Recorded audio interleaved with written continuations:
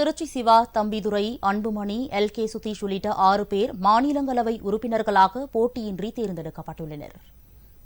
தமிழகத்தில் காலியாகும் 6 மாநிலங்களவை இடங்களுக்கும் தேர்தலில் திருச்சி சிவா, கான்ஸ்டன்டைன் ரவீந்திரன் ஆகியோர் திமுக சார்பிலும், கூட்டணி கட்சிகளான காங்கிரஸ் சார்பில் கிறிஸ்டபர் திலக்கும், தேமுதிக சார்பில் எல்.கே. சுதீஷும் கடந்த 5ஆம் தேதி மனு தாக்கல் செய்தனர்.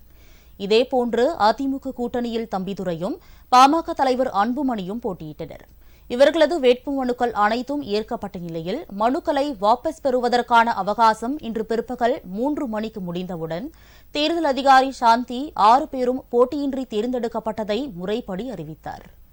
தமிழ்நாடு சட்டமன்ற பேரவையின் தேர்ந்தெடுக்கப்பட்ட உறுப்பினர்களை வாக்காளர்களாக கொண்டு மாநிலங்களவைக்கு நடைபெற்ற தேர்தலில் 18 வேட்புமனுக்கள் தாக்கல் செய்யப்பட்டன.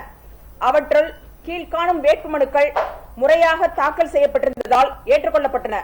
திராவிட முன்னேற்ற கழகத்தை சார்ந்த திரு திருச்சி சிவா அவர்களும், திரு கான்ஸ்டன்டைன் ரவீந்திரன் அவர்களும், இந்திய தேசிய காங்கிரஸை சார்ந்த திரு கிறிஸ்டோபர் மாணிக்கம் அவர்களும், தேசிய முற்போக்கு திராவிட கழகத்தை சார்ந்த திரு எல்.கே. சுதீஷ் அவர்களும், அனைத்து இந்திய அண்ணா திராவிட முன்னேற்ற கழகத்தை சார்ந்த திரு மு. தம்பிதுரை அவர்களும், பாட்டாளி மக்கள் கட்சியை சார்ந்த டாக்டர் அன்புமணி ராமதாஸ் அவர்களும் போட்டியின்றி முறையாக தேர்ந்தெடுக்கப்பட்டுள்ளனர் என்று அறிவிக்கிறேன். நாடாளுமன்றத்தில் தமிழகத்தின் நலனுக்காக குரல் கொடுப்போம் என தம்பிதுரை, அன்புமணி, எல்.கே. சுதீஷ் ஆகியோர் தெரிவித்தனர். இந்த வெற்றிக்காக எங்கள் கூட்டணியின் தலைவர், அனைத்து இந்திய அண்ணா திராவிட முன்னேற்ற கழகத்தின் பொதுச் செயலாளர், முன்னாள் முதலமைச்சர் மரியாதைக்குரிய திரு எடப்பாடி பழனிசாமி அவர்களுக்கும், அனைத்து கூட்டணி கட்சியின் தலைவர்களுக்கும் இந்த நேரத்தில் என்னுடைய நன்றிகளை தெரிவிக்கின்றேன்.